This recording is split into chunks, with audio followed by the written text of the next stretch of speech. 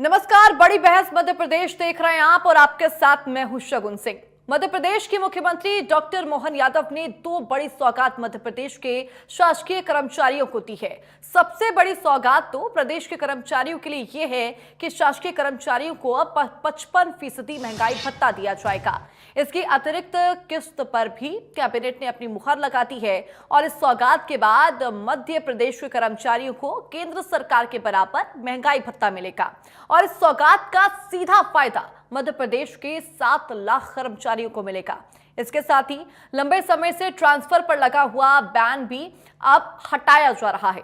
मध्य प्रदेश में 1 से लेकर 30 मई तक ट्रांसफर होंगे। कैबिनेट ने ट्रांसफर पॉलिसी पर अपनी मुहर लगा दी है। कैबिनेट के फैसले की जानकारी देते हुए मंत्री कैलाश विजयवर्गीय ने कहा, अगर कोई भी विभाग चाहे तो खुद की ट्रांसफर पॉलिसी बना सकता है और उसे सामान्य प्रशासन विभाग भेज भी सकता है, लेकिन मध्य प्रदेश में ट्रांसफर 1 मई से 30 मई के बीच ही होगा। वहीं इस तबादला नीति पर कांग्रेस के पूर्व विधायक ने कहा कि जो तबादला नीति 1 साल पहले आनी थी उसे अब लाया जा रहा है और बीच में जो तबादले नहीं हो रहे थे या फिर जो बीच के दरवाजे से हो रहे थे वो व्यवस्थाएं अभी तक चालू है। वहीं उन्होंने सरकार पर महंगाई भत्ते को लेकर भी निशाना साधा और कहा कि सरकार महंगाई भत्ते की तो बात करती है लेकिन पेंशनधारियों की बात नहीं करती है। इसी पर हम चर्चा करेंगे। पहले आप तमाम बयान सुनिए। 2028 की स्थानांतरण नीति ये मंत्रिमंडल ने आज स्वीकृत की है और इसमें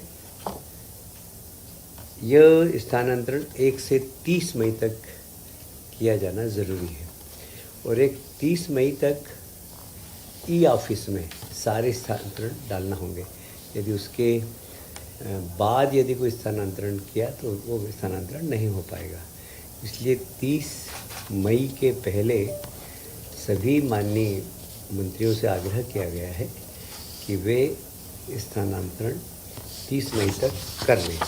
महंगाई भत्ते की किस्त आप सभी जानते हैं कि शासकीय कर्मचारियों की काफ़ी पुरानी डिमांड थी और माननीय मुख्यमंत्री जी ने इसकी घोषणा भी कर दी। तो मध्य प्रदेश शासन ने शासकीय कर्मचारी हेतु 1/7/24 से 30%, 3% एवं 1/1/25 से 2% महंगाई भत्ते की अतिरिक्त किस्त स्वीकृति की जा रही है।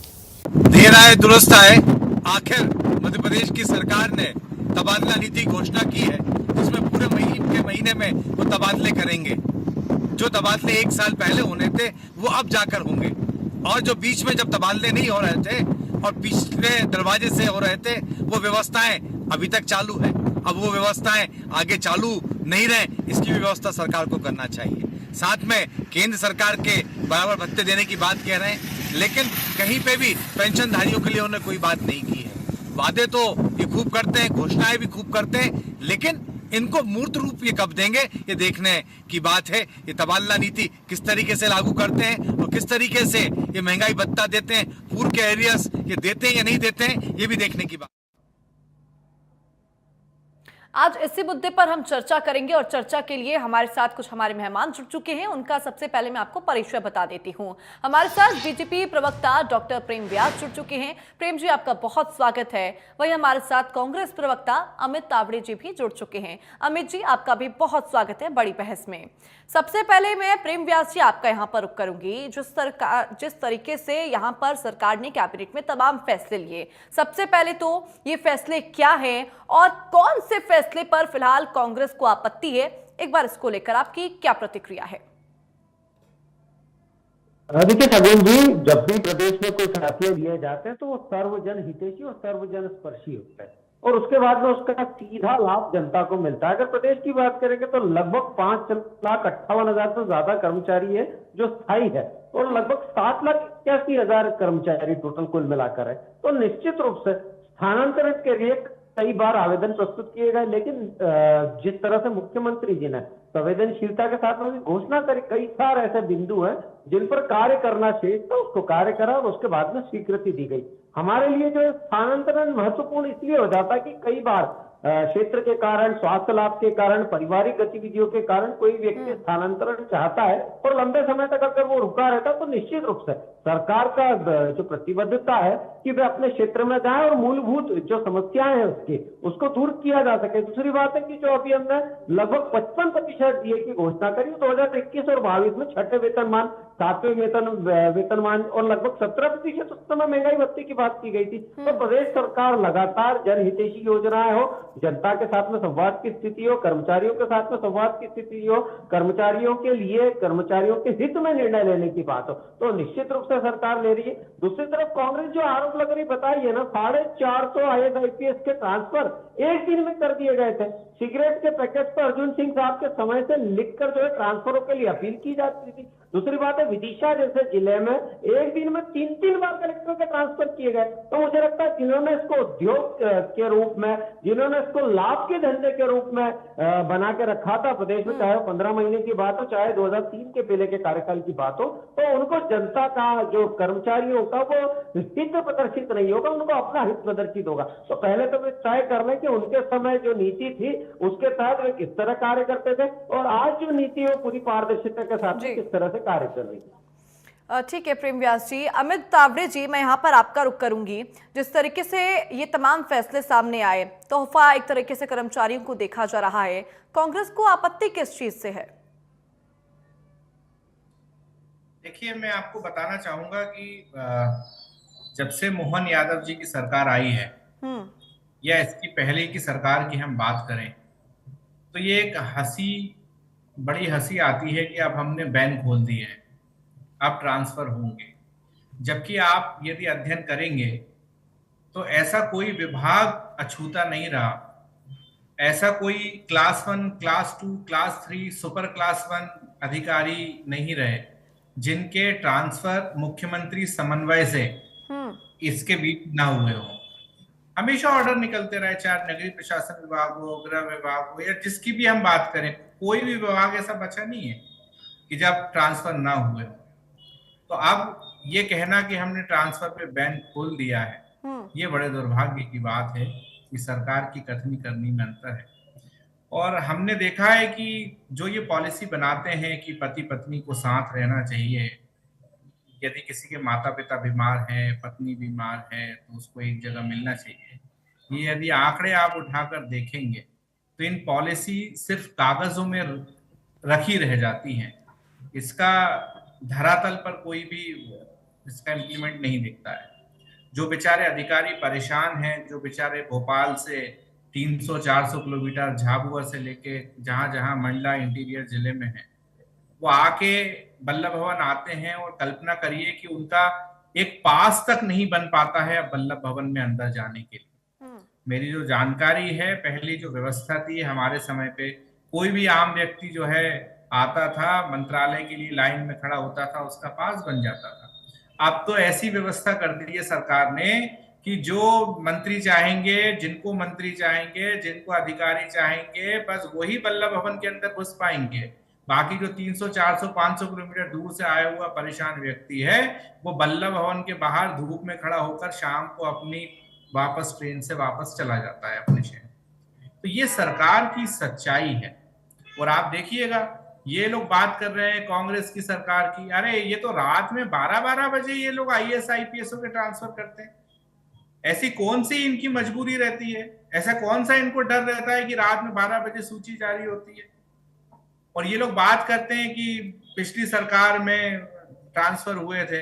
अरे भाई, आप अपने मोहन यादव जी का कार्यकाल उठाकर देखिए कि, और इस पे तो कई खबरें बनी है, नेशनल खबरें बनी है मध्य प्रदेश में तबादलों की, किस तरीके से तबादले हुए हैं। और जो योग्य अधिकारी हैं वो फील्ड पे आप उनको भेजते नहीं है, और जो हर तरीके से माहिर हैं, हर तंत्र में माहिर हैं, भ्रष्टाचार की सीमा पार कर चुके हैं। अभी मैं आपको गुना जिले की बात बताता हूँ, बस दुर्घटना हुई थी, उसमें RTO को हटा दिया था वहां से, 3 महीने भी नहीं हुए उस RTO को बहाल कर दिया गया। अब ये आप और हम सब समझ सकते हैं कि क्यों और किस कारण से RTO को बहाल किया गया होगा। तो ये मध्य प्रदेश को इन्होंने सिर्फ भ्रष्टाचार का अड्डा बना के रख दिया है। आज शर्म से सर झुक जाता है जब सौरभ शर्मा जैसे एक अदने से कर्मचारी के यहाँ करोड़ों रुपए पकड़ाए जाते हैं। और उससे भी बात जब बिगड़ती है जब लोकायुक्त जैसी संस्था चालान पेश नहीं कर पाती है और कुछ मामलों में उनको जमानत मिल जाती है। तो कहीं ना कहीं पूरे सिस्टम को किस तरीके से भ्रष्टाचार की भेंट चढ़ा दिया है भारतीय जनता पार्टी में, ये आपके और हमारे सामने है। ठीक है अमित जी, यानी कि आपका कहना है कि सरकार यहाँ पर फैसले लेती है, नियम बनाती है, लेकिन वो सिर्फ कागजी होते हैं। आपका कहने का मतलब ये है? देखिए, मैं तो आंकड़ों की बात करता हूँ और आपके भी इंडिया न्यूज के रिपोर्टर जो हैं वो भोपाल में हैं। आप देखिए, कभी भी मेरे साथ आ जाएं, वो बल्लभ भवन के बाहर में आपको सैकड़ों की संख्या में ऐसे पति पत्नी दिखा दूंगा जो बेचारे तृतीय श्रेणी कर्मचारी हैं, द्वितीय श्रेणी कर्मचारी हैं, जो अपने विभाग प्रमुख। छोटा सा सवाल यहाँ पर है, बहुत छोटा सा सवाल। क्या आप ये कहना चाह रहे हैं कि सरकार जो भी फैसले लेती है, जो भी नियम बनाते हैं, वो सिर्फ कागजी होते हैं? निश्चित तौर पर। ठीक है, अभी मैं आपको 2 मिनट के लिए ऑफ द टॉपिक लग सकती हूं, लेकिन एक बात का मैं यहां पर जिक्र करना चाहूंगी। हिमाचल प्रदेश में आपकी सरकार है? जी बिल्कुल है। बिल्कुल है।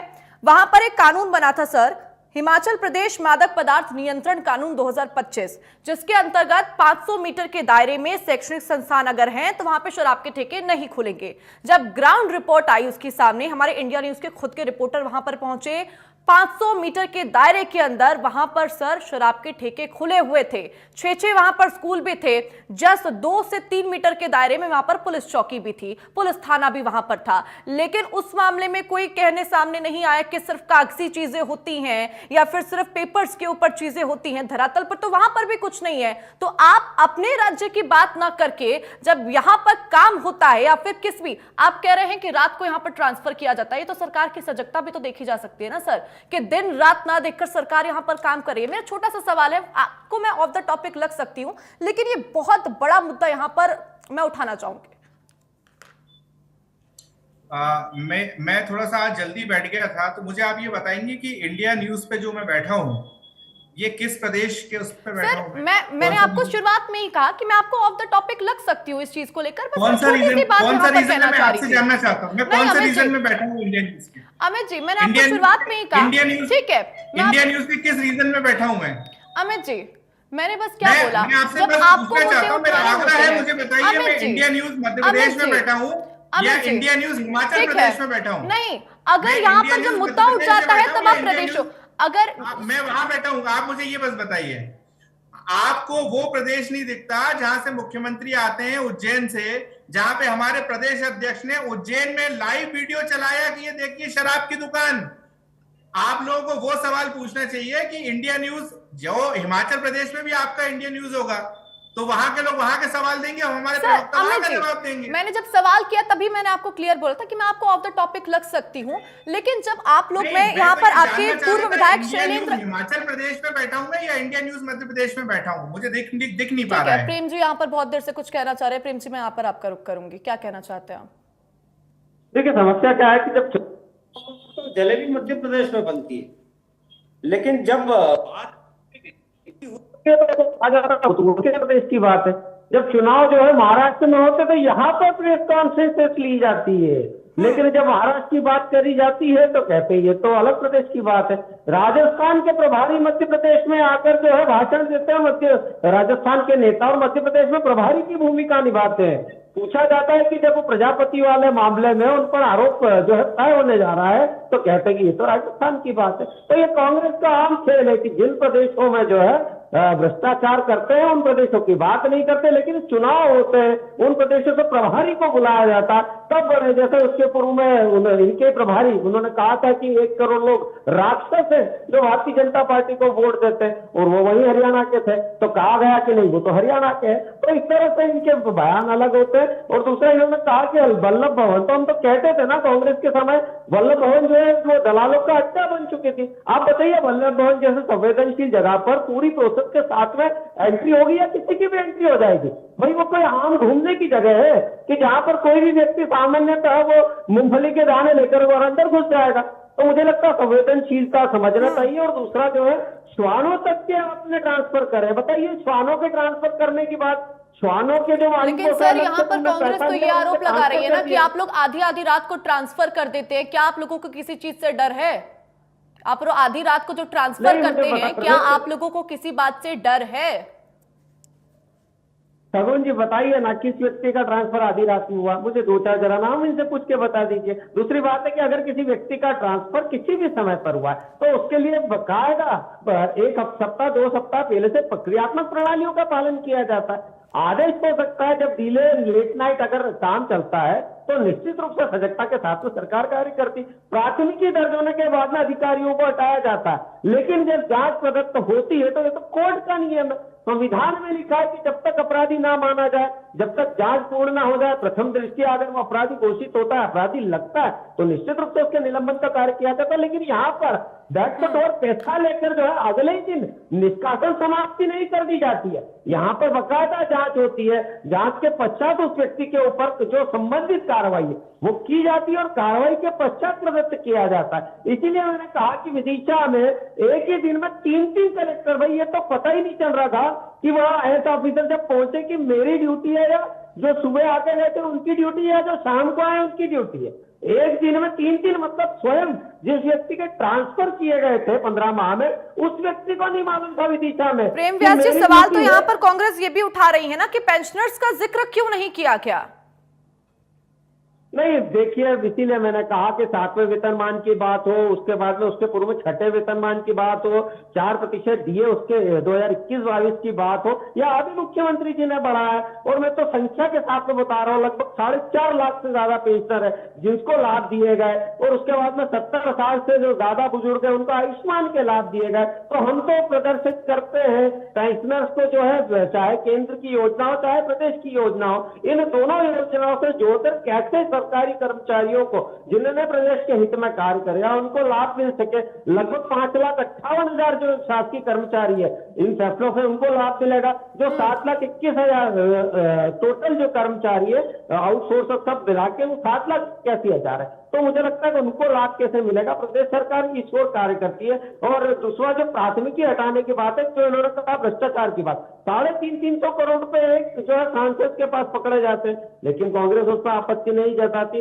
ओएसडी के यहाँ कमलनाथ जी के 9 करोड़ रुपए पकड़ाए थे और अब तक उसकी जांच चल रही है, लेकिन यहाँ पर जो है भ्रष्टाचार की बात की जाती है। आप बताइए ना, जीरो टॉलरेंस के साथ में 24 घंटे में किस पे कार्रवाई नहीं की गई? इसलिए मुझे लगता है कि कांग्रेस, और अभी तो आदरणीय जीतू पटवारी जी ने जिस व्यक्ति के लिए फोन लगाकर टीकमगढ़ में टीआई साहब को धमकाया था, बाद में पता चला कि वो अपराधी था और उसी ने हत्या करी थी और वही व्यक्ति पदस्थ था। उसके पूर्व में जो 2 घटनाएं थी, मुरैना की और मंडला की, उसमें राजस्थान के और जयपुर के ट्वीट कर दिए वहां के एसडीटी, और उसके बाद में हटाने पड़े। तो झूठ बोल के कार्य करता और वास्तविकता में कार्य करता। इसीलिए जनता के बीच में भारतीय जनता पार्टी की क्रेडिबिलिटी है। जिस तरह से अभी पूरी परोक्ष नीति के तहत जो है तबादले किए जा रहे हैं या स्थानांतरण किए जा रहे हैं, वो किसी भी आवश्यकता के अनुसार अगर कर्मचारी ने मांग किए तो निश्चित रूप से सरकार उसके हित में फैसला लेगी। और मैं तो पूछता हूँ, आप बता दीजिए कि ऐसा कौन सा व्यक्ति है जिसकी आवश्यकता के अनुसार ना किया गया हो। ठीक है अमित जी, मैंने आपने जो भी तमाम सवाल यहाँ पर किए थे उन सभी के जवाब यहाँ पर प्रेम व्यास जी देते हुए नजर आए। उन्होंने कहा कि सरकार यहाँ पर क्रेडिबिलिटी के अनुसार काम कर रही है, लाभ सभी को मिल रहा है। देखिए, प्रेम भाई ने सबसे पहले आपसे पूछा कि किसी एक अधिकारी का नाम आप बता दीजिए जिसका आधी रात को ट्रांसफर हुआ। तो एक नहीं, मैं 10 लोगों के नाम बताता हूँ। 14 मार्च रात 2 बजे संजय शुक्ला आईएएस जो है मुख्यमंत्री के जो पीएस थे, उनका ट्रांसफर हुआ। एमसी गुप्ता का राज्यपाल को प्रमुख सचिव बना दिया गया। 4 अगस्त रात 12 बजे, 10 अगस्त रात 1 बजे, 20 अगस्त रात 12:45 बजे, 10 सितंबर रात 1:30 बजे, 22 अक्टूबर को रात 1:15 पर, जिसमें मुख्यमंत्री के ओएसडी 3 जिलों के एसपी शामिल थे। तो ये प्रेम व्यास जी को मैं बताना चाहता हूँ कि ये आपकी जो आधी रात की सरकार है, जो अंधेरे में काम करती है, जिसको उजाले से डर लगता है, ये आप लोगों की सच्चाई है। दूसरी बात, 160 से ज्यादा विधायक है, लेकिन इतनी मजबूर सरकार हमको आज तक नहीं दिखी। भैया, कांग्रेस की सरकार में यदि कोई दलाल घूमते थे जिन्होंने अनैतिक कार्य कोई किए हों या किसी भी तरीके की आर्थिक अनियमितता की हो, ट्रांसफर में कोई गलतियां की हों, तो आपकी सरकार क्या चूड़ियां पहनकर बैठी है? कोई कार्रवाई क्यों नहीं करती किसी के नाम पे भी? आप दिग्विजय सिंह जी का नाम सुबह शाम लेते रहते हैं, एक भी कोई केस नहीं दिग्विजय सिंह जी के ऊपर। आप कमलनाथ जी का नाम लेते रहते हैं, एक केस कोई नहीं कमलनाथ जी के ऊपर।